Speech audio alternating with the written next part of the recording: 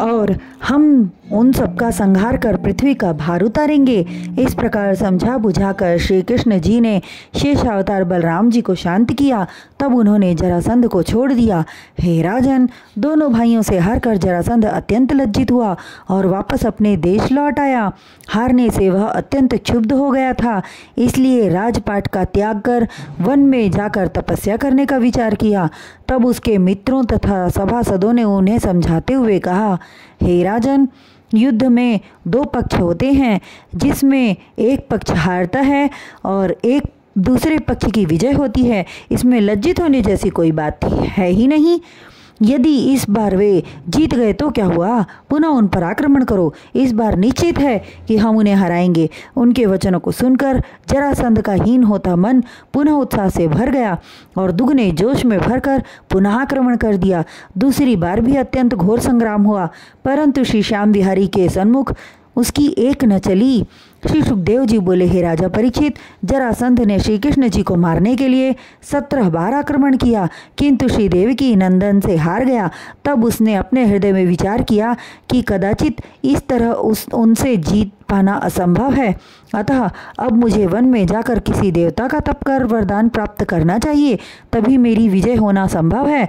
ऐसा विचार कर वह सिंहासन को त्याग कर तप करने हेतु चल पड़ा। मार्ग में जरासंध से देवर्षि नारद जी आते हुए दिखाई दिए। निकट आने पर जरासंध ने उन्हें दंडवत प्रणाम किया। तदुपरांत उनके मलिन मुख को देखकर नारद जी कहने लगे, हे राजन, तुम महावीर हो, पराक्रमी हो, फिर इस तरह उदास होकर वन की ओर क्यों जा रहे हो। तब जरासंध ने श्री कृष्ण से अपनी पराजय का सारा वृत्तांत बताया। उसकी कथा सुनकर नारद जी मुस्कुराए और नारायण नारायण की टेर लगाने के पश्चात बोले, बस इतनी सी बात पर घर बार छोड़कर तप करने के लिए चल दिए।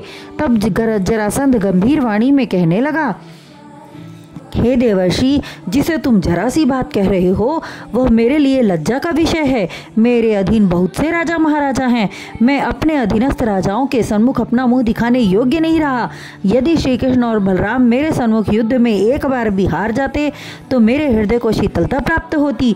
हे परीक्षित, जरासंध के वचनों को सुनकर देवर्षि नारद मुस्कुराकर कहने लगे, हे जरासंध, तुम चिंता कदापि न करो, मेरे पास हर रोग की दवा 8 प्रहर उपस्थित रहती है। तब जरासंध विनय पूर्वक उनके चरणों में अपना शीश रखकर कहने लगा, हे देवर्षि, आप वह उपाय मुझे शीघ्र बतलाएं जिससे मेरी विजय हो। नारद जी हंसकर बोले, राजन, अधीर मत हो। म्लेच्छ देश में म्लेच्छों का राजा कालयवन है, वह अत्यंत बलशाली है और कृष्ण तो उसका कुछ भी नहीं बिगाड़ सकते, क्योंकि कालयवन वरदान प्राप्त किया है। अतः तुम उसे अपनी सहायता के लिए बुला लाओ। तब जरासंध कहने लगा, हे देवर्षि, आप क्षण भर में एक स्थान से दूसरे स्थान पर पहुंच जाते हैं, ऐसी सामर्थ्य केवल आप में है। अतः अपने इस दास पर कृपा कर मेरा संदेश कालयवन से जाकर कहें, आपकी मुझ पर अति कृपा होगी। नारद जी उसका निवेदन स्वीकार कर म्लेच्छ देश के राजा कालयवन के पास पहुँचे और जरासंध द्वारा मांगी गई सहायता के लिए उससे कहने लगे।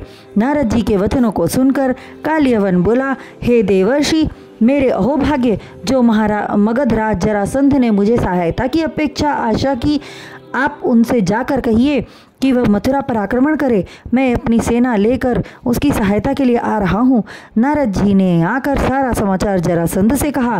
तब वह अत्यंत हर्षित होकर मथुरा नगर पर आक्रमण करने का आदेश दे दिया।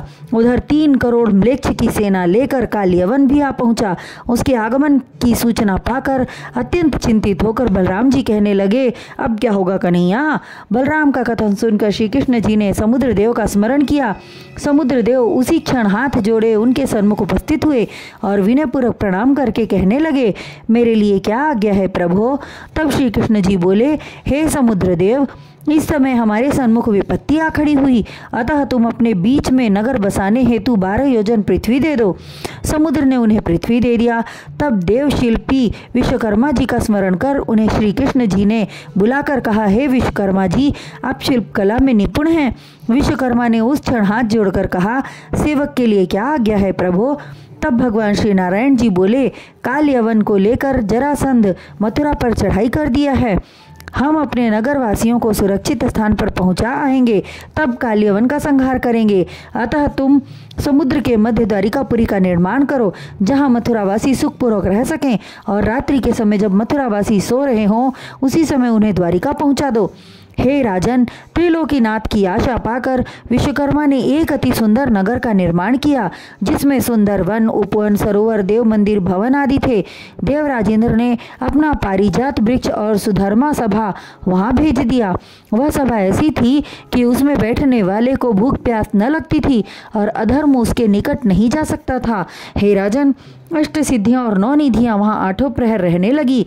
भगवान श्री कृष्णचंद्र जी ने अपनी योग माया का प्रयोग कर मथुरा वासियों को द्वारिकापुरी भेज दिया।